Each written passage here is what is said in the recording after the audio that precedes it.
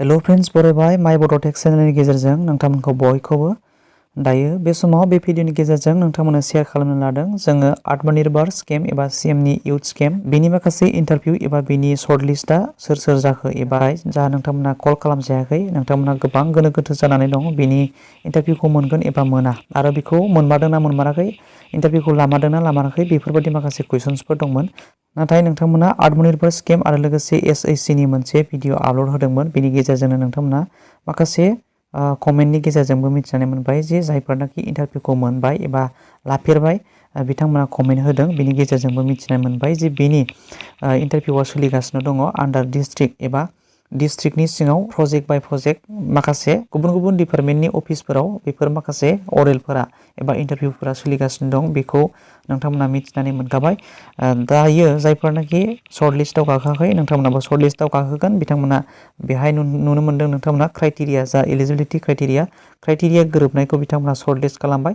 आरो सर्ट लिस्टनि गेजेरजों बिथांमोना लिंहरनानै इन्टारभिउखौ लानाय जाबाय जे बेहाय बुंदोंमोन एप्लिकेसन प्रसेस हिसाबै माने जाय नोंथांमोना एप्लाइ खालामबाय फाइनेल बेखौ सर्ट लिस्ट खालामबाय क्राइटेरिया गोरोबनायखौ बिनिफ्राय बिथांमोना माने ग्रुप डिसकासन एबा इन्टारभिउखौ लाबाय माने सानसेयाव 30 जन खरै नोंथांमोना बेवहाय थांनो मोनबाय एबा जानाखि ग्रुप डिसकासन एबा इन्टारभिउ जा अरेल टेस्ट बेहाय नोंथांमोना थांनो मोनदों बा बबेबा समाव बबेबा प्रजेक्टखौ लानानै बिथांमोना माने 40 जनबो लिंहरदों बेफोरबायदिनो सानसेयाव जानाखि माखासे डिपार्टमेन्टेल अफिस बेफोरबायदियाव बिथांमोना लिंहरनानै अरेलखौ लागासिनो दङ बिनिफ्राय मोनसे कुइसना जाहैबाय नोंथांमोनहा जे बिनि रांखौ मार्च दानाव मोनमारगोन नामा बेखौ सोंदोंमोन नोंथांमोना मार्च दानाव नोंथांमोना मोननो चान्सेस दङ मानो होनबा जाय मेल एबा केबिनेट मेलनि गेजेरजों बिथाङा सीएमआ जे बुंखादोंमोन 18 मार्चनिफ्राय नोंथांमोना रांखौ मोननो हागौ होननानै नाथाय 18 मार्चआव फाइनेलि नोंथांमोना रांखौ 50% खरै नोंथांमोना जानाखि क्राइटेरिया वाइसआव 2L आरो 5L नि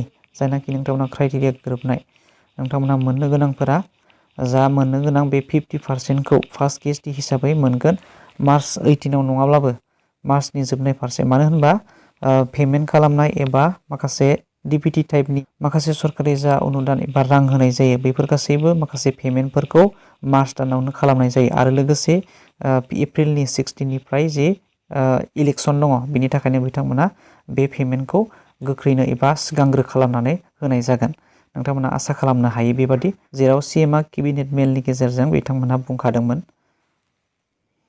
बेनिफ्राय जोङो मिथिनानै मोनगोन सेल्फ हेल्प ग्रुप एबा एसएससिनि जों जानाखि फर्म साबमिट जाबाय फाइनेल साबमिट एबा लास्ट डेट 6 तारिख बा 6 तारिखआव नोंथांमोना लास्ट साबमिट खालामबाय बिनि सोमोन्दैबो जों मिथिनानै लागोन जोङो पेमेन्टखौ माब्ला मोनगोन आरो गोबाङानो कुइसन खालामदों जे फिसा फिसौ मिस्टेक जानायनि गेजेरजों माने क्राइटेरियायाव गाखोगोन ना गाखोआ माखासे प्रब्लेमफोर जागोन नामा बेफोरबायदि बिनि सोमोन्दै आं भिडिअ अलरेडि लाबोदोंमोन नाथाय गोबाङानो कुइसन खालामो नुखाब्लाबो माने भिडिअखौ जोबजासिम नाया बेनिखायनो नोंथांमोनखौ रिक्वेस्ट खालामबाय जे चेनेलाव गोदानबा साबस्क्राइब खालाम लाइक खालाम हाजासे शेयार खालाम आरो नोंथांमोना भिडिअखौ जोबजासिम नाय आरो जाहाथे माखासे बेफोरबायदि कनफिउसफोरा क्लियार जानानै थाङो दायो नोंथांमोना जा एसएआरएलएमनि आन्डाराव नोंथांमोना भेरिफाइ जानो गोनां जानाखि नोंथांमोननि एसएससिनि फर्म फिलआपखौ साबमिट खालामबाय 6 तारिखे नोंथांमोना लास्ट डेट हिसाबै साबमिट खालामबाय बेनिफ्राय दायो ब्लक लेभेलाव गासैबो जमा जागोन भेरिफाइ खालामगासिनो थागोन एबा भेरिफाइआ स्टार्ट जाजेनबाय बिनिफ्राय डाइरेक्ट डिसिआव थांगोन डिस्ट्रिक्टआव बेनिफ्राय डिस्ट्रिक्टनिफ्राय स्टेट वाइसआव नोंथांमोना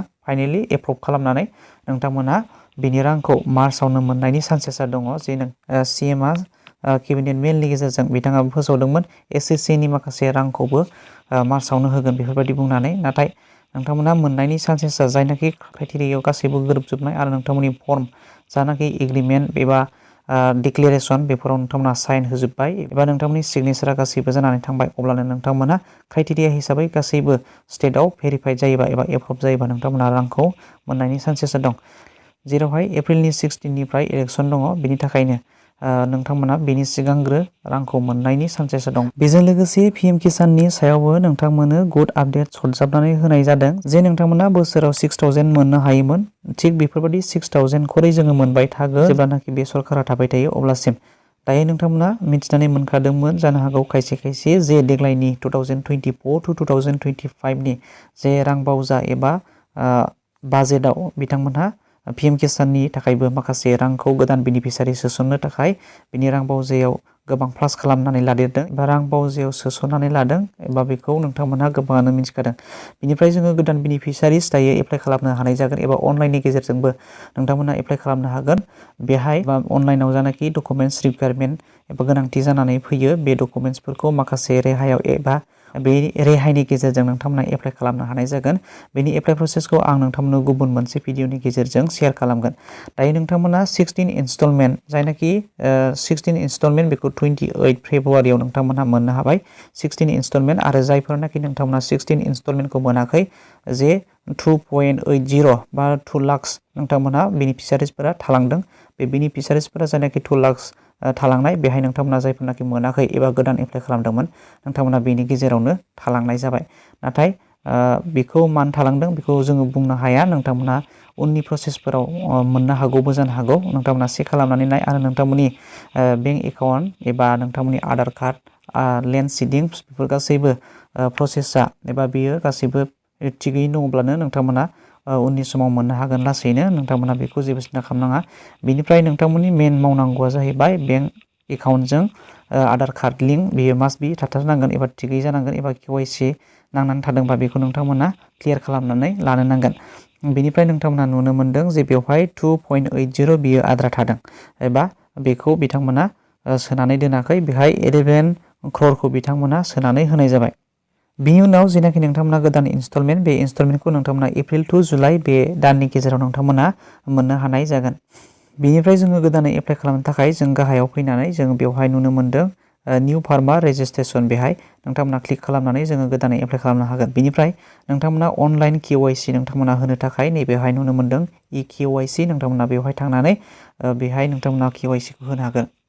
नाथाय नोंथांमोना CEC बे सेन्टारनि गेजेरजों एबा CEC आइडिनि गेजेरजोंसो नोंथांमोना बेखौ मोजाङै एप्लाइ खालामनो हागोन एबा नोंथांमोनहा KYCखौ होनो हानाय जागोन। दायो जोङो एप्लाइनि थाखाय जोङो मबाइलनि गेजेरजोंबो जों एप्लाइ खालामनो हागोन। एप्लाइआव नोंथांमोना बेवहाय नुनो मोनदों निउ फार्मार रेजिस्ट्रेसन बेयाव क्लिक खालामनानै जोङो होगोन। दानिया जोङो क्लिक खालामोबा जोङो इन्टारफेसखौ बेबायदि मोनबाय जोङो। नोंथाङा बेवहाय आधार कार्ड थाथारनांगोन। आधार कार्डखौ नोंथाङा बेवहाय होदो। बिनिफ्राय नोंथांनि मबाइल नाम्बार होनांगोन। बिनिफ्राय जोङो गामि एरियानिबा जोङो रुरेल लेभेल जों बेवहाय क्लिक खालामनांगोन। बिनिफ्राय जुदि टाउन एरियानिबा नोंथांमोना बेवहाय आरबान फार्मार रेजिस्ट्रेसन बेवहाय क्लिक खालामनांगोन। बिनिफ्राय नोंथांनि स्टेटखौ सिलेक्ट खालामगोन। बिनिफ्राय गाहायाव नोंथांमोना केपसा नुनो मोनदों। बेवहाय नोंथाङा बेहाय केपसाखौ होनानै बेवहाय जा केपसा नुदों बेखौ बाव होनानै बिनिफ्राय नोंथाङा गेट OTP बे गेट OTPआव क्लिक खालामोबा नोंथांनि आधार कार्डजों लिंक थानाय जा मबाइल नाम्बार एबा रेजिस्ट्रेसन मबाइल नाम्बार बे मबाइल नाम्बाराव नोंथाङा OTP मोनगोन। OTPखौ नोंथाङा बेवहाय होनानै इन्टार खालामनानै नोंथांमोना OTPखौ भेरिफाइ खालामनांगोन। बिनिफ्राय नोंथांमोना मोनगोन बिदिनो स्टेप बाय स्टेप माखासे एप्लाइनि प्रसेस एबा अपसन्सफोरखौ नोंथांमोना फारि फारि पार्टिकुलार्स हिसाबै नोंथांमोना मोननो हानाय जागोन। दायो नोंथांमोननो गुबैयै बिनि गुबुन मोनसे भिडिअ एप्लाइ प्रसेस आं नोंथांमोननो लाबोगासिनो दङ। नोंथांमोना नेनानै थाबानो जाबाय। भिडिअआ जोबोद गोलाव जागोन। बेनि थाखायनो नोंथांमोननिसिम एप्लाइ प्रसेसखौ बे भिडिअनि गेजेरजों नोंथांमोननो देखायनो हानाय जानाय नंला। अब्ला लोगोफोर नोंथांमोना जानो हागौ निस्सय एसेब्लाबो बुजिबाय एबा क्लियार जाबाय बे भिडिअनि गेजेरजों। अब्ला लोगोफोर थेंक इउ फर वाचिं। बाय बाय। उननि भिडिअआव लोगो मोनफिनगोन।